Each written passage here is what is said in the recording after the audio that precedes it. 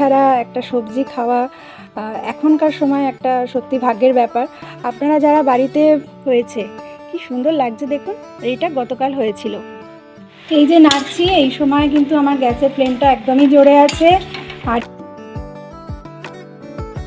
নমস্কার প্রিয় বন্ধুরা, সবাই কেমন আছেন? আমি দেবলীনা, আমার ছোট্ট একটি ব্লগে আপনাদের সকলকে স্বাগত জানাই। আজকে সকালবেলা উঠেই দেখলাম এই ফুলটা হয়েছে, কি সুন্দর লাগছে দেখুন।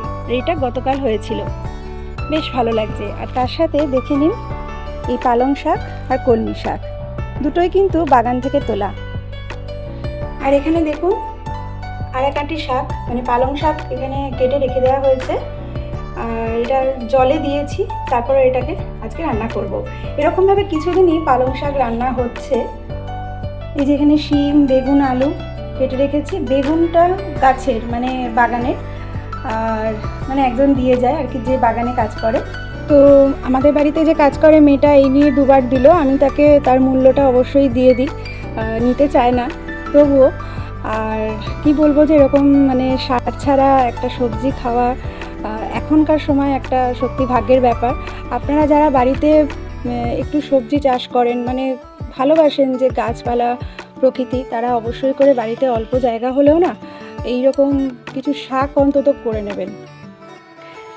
কেননা এই শাক তো, যেটা বাইরে থেকে ধরুন আমরা কিনে খাই, তাতে তো কি বলবো, যে সার দেয়া থাকে। আর সেই সারটা না যতই জলে ধুন আর যাই করুন, আমরা না সহজে খালি চোখে তো সেটা দেখতে পাই না। তারপরে টাটকা রাখার জন্য তারা কিছু জিনিস হয়তো যায়, মানে আমি জাস্ট বলছি আর কি, যে বাড়িতে অল্প জায়গা থাকলেও ধরুন যারা ব্যালকনিতে মানে বাগান করছেন, সেখানেও কিন্তু করা যায়। আর সেক্ষেত্রে একটু মানে কি বলবো, যে একটু মাটিটা তৈরি করা বা জিনিস কিনে নিয়ে এসে তার মধ্যে রাখা। মানে আমি দেখেছি যে শাক করার জন্য আলাদা করে সব মানে ট্রে টাইপের কিনতে পাওয়া যায়, তো সেগুলো যদি নিয়ে এসে বাড়িতে করেন তো খুব ভালো হবে। আর আমি এরকমভাবে টাটকা সবজি পাচ্ছি, আর সেটাই আপনাদের সাথে শেয়ার করছি, মানে ভালো লাগছে। আর এটাই বলার উদ্দেশ্য যে আপনারাও মানে করুন কিছুটা সময়, মানে বাগানের দিন, যাতে ভালো টাটকা সবজিটা খেতে পারেন। এখানে আমি সামান্য একটু সর্ষের তেল নিয়ে নিয়েছি। আমি একটু সাধারণত তেলটা কমই খাই। আর এখানে একটু কুচো রসুন দিয়ে দেবো, মানে থেতো করা রসুনটা দিয়ে দেবো। এই রসুন দিয়ে দেওয়ার পরে এবারে আমি এই কেটে রাখা সবজিগুলো দিয়ে দেবো। তো আলুটা আমি কমই খাই, কিন্তু কি বলবো, যে ছেলে আবার একটু আলুটা খেতে চায়, যে শাকের মধ্যে আলু থাকলে তবে ও খাবে। এতে নুন দিয়ে দিয়েছি, গ্যাসটা মিডিয়াম ফ্লেমে রেখে ঢাকা দিয়ে দেবো। দেখুন এটা ভাজা হয়ে গেছে, আর লঙ্কা রসুনের বেশ সুন্দর একটা মানে হালকা গন্ধ আসছে, খুব ভালো লাগছে। আর এর ওপরে আমি এবারে শাকটা দিয়ে দেবো। তো যখন ছোট ছিলাম তখন দেখেছি যে বাবাকে বাগান করতে, বাবা সকাল 7:35 ট্রেনে কলকাতায় যেত, তার আগে বাগানটাও করতো। তবে পালং শাক ভালোবাসে না এরকম মানুষ কিন্তু খুব কমই আছে। আর এই পালং শাকে রয়েছে প্রচুর পরিমাণে উচ্চমাত্রায় ম্যাগনেসিয়াম, যা আমাদের রক্তচাপ কমাতে সাহায্য করে। এছাড়া এটিতে ভিটামিন ডি ছাড়া প্রায় সব ভিটামিনই রয়েছে। বিশেষ করে ভিটামিন ই, এ এবং বিটা ক্যারোটিনের উৎসই হলো পালং শাক। আর এখানে রয়েছে প্রচুর পরিমাণে পটাশিয়াম, আয়রন সহ প্রয়োজনীয় অনেক মিনারেল।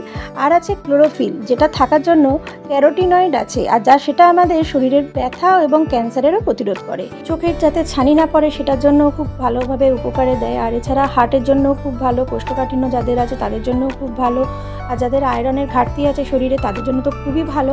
তো নানা রকম উপকারে সমৃদ্ধ এবং অ্যান্টি অক্সিডেন্ট আছে, যেটা হচ্ছে আমাদের বলতে পারেন যে স্কিনের জন্য এবং বিশেষ করে অ্যান্টি এজিংয়ের জন্য, চুলের জন্য কিন্তু ভীষণভাবে এটা একটা উপকারী মানে সবজি। এই যে নাড়ছি, এই সময় কিন্তু আমার গ্যাসের ফ্লেমটা একদমই জোরে আছে। আর এইভাবে নাড়াচাড়া করে এটাকে আবার ঢাকা দিয়ে দেবো। ঢাকা দিয়ে কমিয়ে রেখে দিলে শাকের সাথে সাথে এই সবজিগুলো সেদ্ধ হয়ে যাবে। শাক রান্না করার সময় কিন্তু জল দিলে তার টেস্ট ভালো হয় না। এগুলো আমার মায়ের থেকেই শেখা, তো আমি কিন্তু এইভাবেই করি। দিয়েছি সামান্য চিনি, আর গ্যাসটা জোরে করা আছে। লেগে যাচ্ছে। তো এর ওপর দিয়ে এবারে একটু তেল দিয়ে দেবো, সর্ষের তেল দিয়ে তারপরে এটাকে নামিয়ে নেব।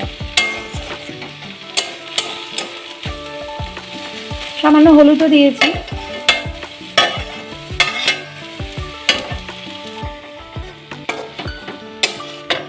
এখানে তৈরি হয়ে গেল একদম টাটকা পালং শাকের তরকারি। কেমন লাগলো জানাবেন। আর যারা ফেসবুক থেকে দেখছেন আর ইউটিউব থেকে দেখছেন তাদের জানাই অসংখ্য ধন্যবাদ এতক্ষণ ধরে আমার সাথে থাকার জন্য। সবাই খুব ভালো থাকবেন। আজ এই পর্যন্ত, আসি, টাটা।